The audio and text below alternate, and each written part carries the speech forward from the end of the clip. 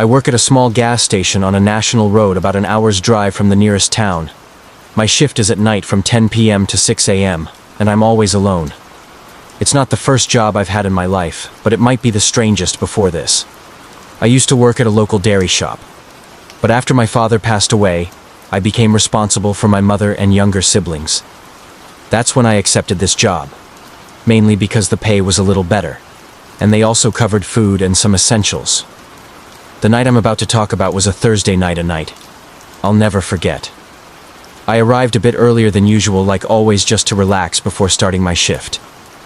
I grabbed a coffee from the vending machine and went into the glass cabin where the security cameras and the front counter are inside.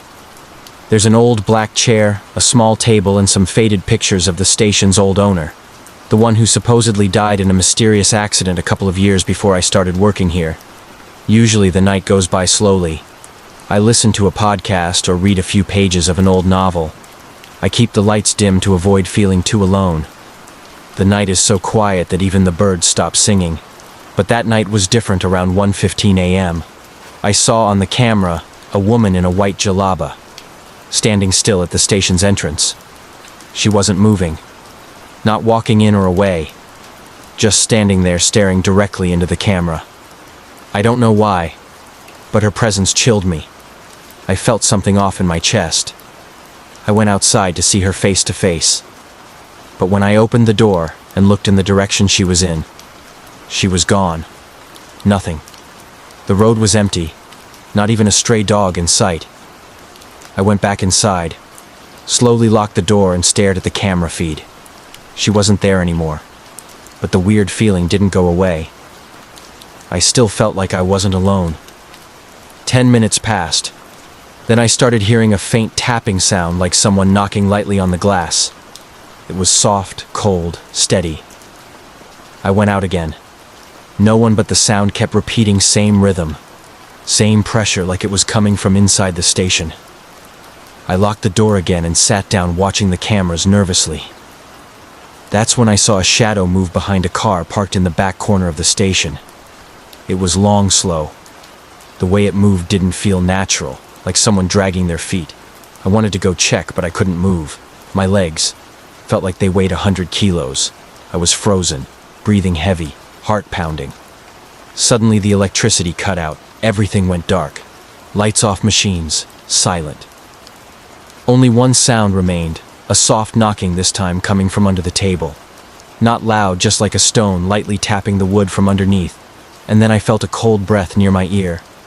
A quiet voice whispered, "Don't be afraid, I was here before you." The voice was real. I wasn't imagining it. I could still hear it clear as day. I was still frozen. Couldn't speak. Couldn't even blink. Then the voice came again. "You shouldn't have come tonight. You need to leave. There's still time." And just like that, the electricity came back. Everything turned on again. Lights, machines, screens. But the cameras showed no footage from the past 30 minutes. The chair behind me moved slightly. The door creaked open slowly on its own. I shut it fast and sat back down. But I swear something entered with me since that night. Every time I come to work, I feel like I'm being watched. I hear the same voice, sometimes telling me to lock the door, sometimes warning me not to fall asleep, and other times saying the real shift hasn't started yet. I keep telling myself I'm just tired, that I'm overthinking. But deep down, I know something is not right, that gas station isn't just a place I work at. It feels like a living thing, slowly swallowing everything inside. Even on my days off, I feel like something is pulling me back there, like I've been claimed. That voice still echoes in my ears. This can't be stress. This can't be imagination. Something much bigger than me is living in that place, and I'm starting to feel like I'm becoming a part of it. It started with a phone call that came just after midnight.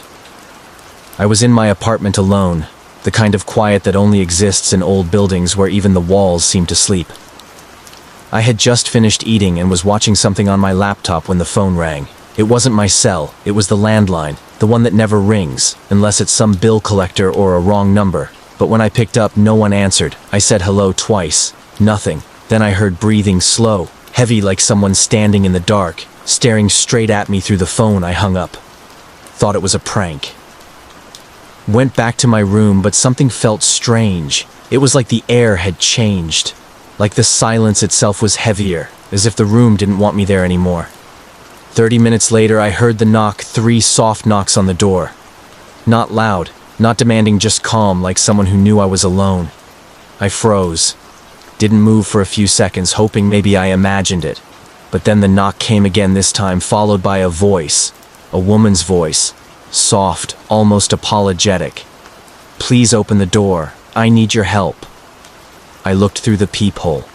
No one, just the hallway. Empty, quiet. The lights were dim, flickering like they do in horror movies. I didn't open. I just stood there, hand on the doorknob, heart racing after a minute. I heard her again, but this time she wasn't outside. She was inside the apartment behind me. "Please don't be afraid." I turned around so fast I almost fell. Nothing. No one was there. The door was still locked, the windows shut.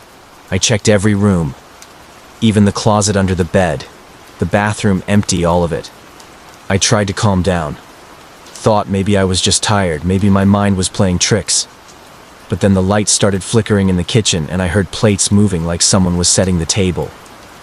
I walked slowly to the kitchen. The lights were fine now.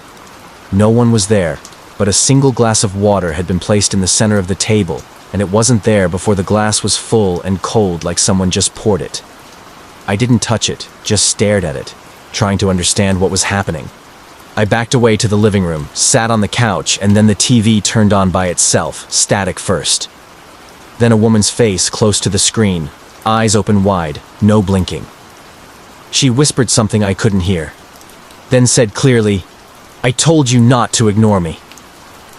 I turned the TV off, unplugged it, but the screen stayed on the face, still there watching. I covered it with a blanket, ran to the bathroom, locked myself in there, and stayed sitting on the cold floor for maybe an hour. But even then I could hear her voice through the walls, soft, slow. "Don't lock me out. I was here before you, and I'll be here after you." When I finally came out, everything was dark. Not just the apartment, but outside too. I looked through the window. The entire street was blacked out. No lights, no cars, no sound, like the whole city had vanished. I felt a cold hand touch my shoulder. But when I turned around again, no one. I screamed, this time out loud, shaking. Then my phone lit up, one new message. It said, "Let me in. I'm tired of knocking." Since that night, I haven't slept properly every night. I hear her every night. She moves closer. Now I see her in mirrors, in shadows, in dreams. She doesn't knock anymore. She's inside, always behind me, always waiting. She doesn't want help. She wants company. And I think I'm starting to understand her loneliness is loud, too loud to ignore. And when it gets too loud, it finds someone to share it with. I think that someone is me.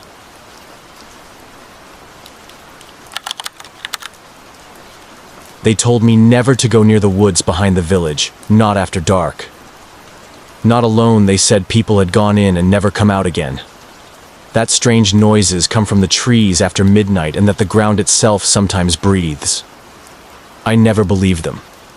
I thought it was just stories to scare kids. Until the night I went in. My brother had gone missing 3 days before. No signs, no footprints, no sounds. He had been walking home from a friend's house at dusk and never arrived when the search teams gave up. I didn't. I packed a flashlight, a knife, and some water, and went into the forest. Just as the sun disappeared, the path was narrow and almost invisible, covered with leaves and thorns. It felt like the trees were closing in as I walked deeper. The silence wasn't natural. It wasn't peaceful. It was heavy, thick, like something alive was watching from between the branches. The deeper I went, the more twisted the trees became. Their trunks curved like bones bent in pain. The flashlight began to flicker, even though the batteries were new. And then I saw it. A small cabin in the middle of nowhere, old, made of dark wood. No windows, no smoke, no sound. I approached slowly, the door was slightly open. I pushed it gently inside. The air was cold, much colder than outside, and it smelled like damp earth and something else. Something metallic like blood. The walls were covered in carvings, strange symbols, words in a language I didn't recognize. In the center was a chair, and in that chair was a man sitting perfectly still facing the wall. I stepped closer, whispered hello. No answer when I touched his shoulder. He crumbled like ash, his clothes falling empty to the ground, but no bones, no skin. Nothing left, just the echo of a breath that didn't belong to me. The door slammed shut behind me. The flashlight went out, and in the darkness, something moved. Not walking, not crawling, something in between. I heard its breath before I saw its shape, long fingers scraping the wood nails, dragging slowly across the floor. It didn't speak, it just watched. I could feel its stare deep inside my chest, like it was reading my fear. Then it whispered my name, not out loud, but inside my head over and over, as if it had always known me. I ran out, burst through the door. The trees outside had changed. They were taller, denser. No path, no stars above, just blackness. I ran until my legs gave out when I woke up. I was lying on the floor of my house, clothes dirty, feet bleeding. But I had no memory of getting back. The forest was gone, vanished, like it was never there now, every night. At the same time, I hear knocking from the back door, 3 knocks. Then silence if I ignore it. It comes back louder, more desperate. If I open the door, there's nothing, just cold air and dead leaves scattered across the floor. But each morning when I wake up, there's dirt on my feet and carvings on the walls, symbols I never drew, and sometimes when I look in the mirror, I don't see myself anymore. I see the man in the chair, and I think maybe I never left the woods. Maybe the thing that came back wearing my skin isn't really me at all.